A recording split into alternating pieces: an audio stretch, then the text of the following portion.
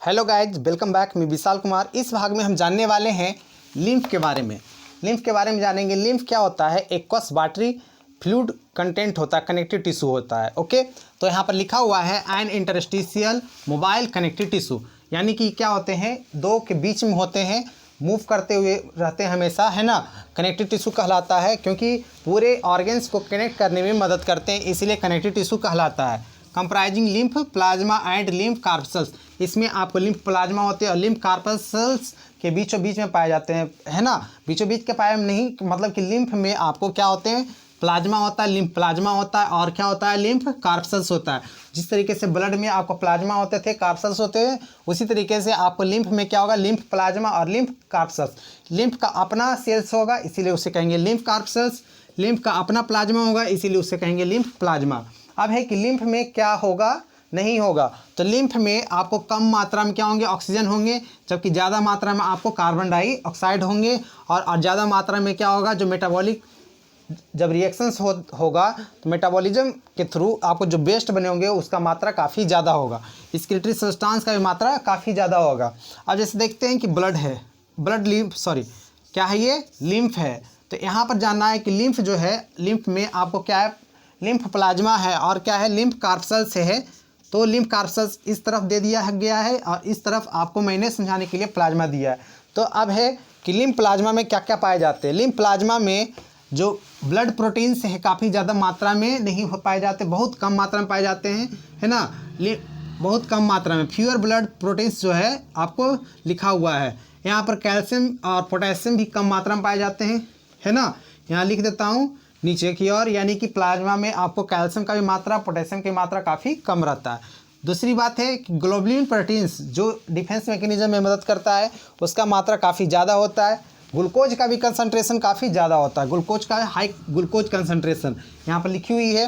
Next है, अब हम लोग कार्पल्स की ओर बढ़े तो ब्लड कार्पल्स में कौन कौन से आपको ब्लड पाया जाता, जो प्लाज्मा का कार्पल पाया जाता है, यानी कि इसमें हम लोग कहेंगे लिम्फ कार्पल्स। लिम्फ का कार्पल्स कौन कौन पाया जाता है ना।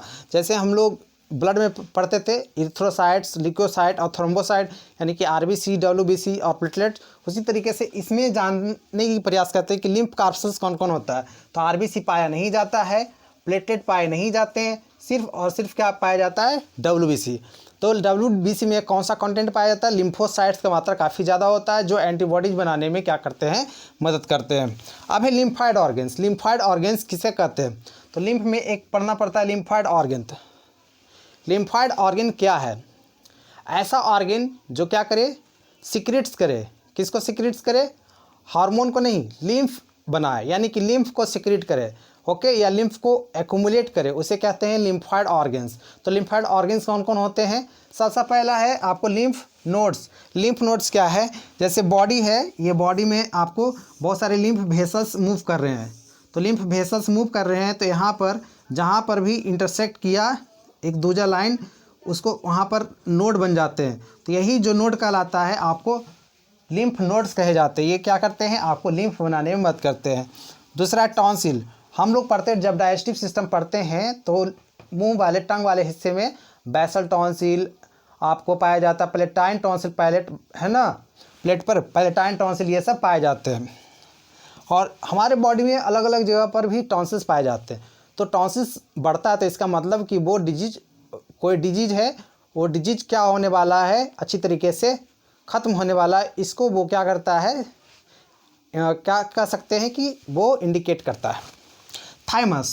थाइमस हमारे कहाँ पर पाया जाता है, आपको थोरेसिक रीजन में पाया जाता है। थोरेसिक रीजन में पाया जाता है। यह बढ़ती उम्र के साथ क्या होता है, इसका साइज घटता है और ये इम्यूनिटी को रेफर करता है ना। और थाइमस भी क्या करते हैं, आपको लिम्फ आपको बनाते हैं।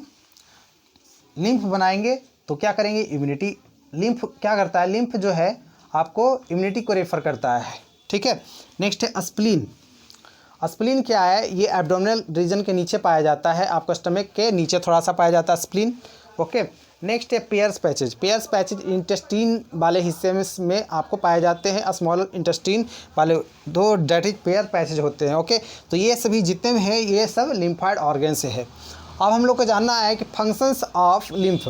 तो देखिए, लिम्फ को मिडिल मैन भी कहा जाता है, कोई बड़ी बात नहीं है, है ना। तो लिम्फ जो है आपको क्या करते हैं, डेट इज़ मैं बताया अभी डिफेंस मैकेनिज्म में आपको टिश्यू रिपेयरिंग में, टिश्यू को हीलिंग करने में मदद करते हैं। यहाँ तक कि आपको न्यूट्रिएंट्स को लेकर के जाते हैं, आपको न्यूट्रिएंट्स को लेकर के जाते हैं, हार्मोन्स को लेकर के जाते हैं, ऑक्सीजन को लेकर के जाते हैं, CO2 मेटाबॉलिक वेस्ट, ये सब को लेकर के एक जगह से दूसरी जगह लेकर के जाते। गंत आपको या तो ऑक्सीजन को आपको लेकर के जाते कम मात्रा में, है ना। तो ये सब आपको डैट इज़ मतलब कि मोबाइल करने में मदद करते हैं। दूसरी बात तो हो ही गया। तीसरी बात है ये क्या करते हैं, लैक्टियल्स आप समझते हो, फैट का जो लैक्टियल्स जो होते हैं, लिम्फ से ही छोटा सा लिम्फ होता है, लिम्फेटिक वेसल्स होते हैं, वो क्या करते हैं आपको फैट्स को वो क्या करते हैं एब्जॉर्ब करते हैं ना। तो डैट इज़ जो है ये मैंने बताया आपको लिम्फ के बारे में पूरी अच्छी तरीके से, यानी कि लसिका के बारे में। तो कोई पूछेगा कि लिम्फ कैसा होता है, लिम्फ वाटरी फ्लूइड जैसा स्ट्रक्चर होता है। ओके, स्ट्रक्चर नहीं कहेंगे कि कंटेंट्स होता है। ओके, इस तरीके से हमने बताया लिम्फ के बारे में। धन्यवाद।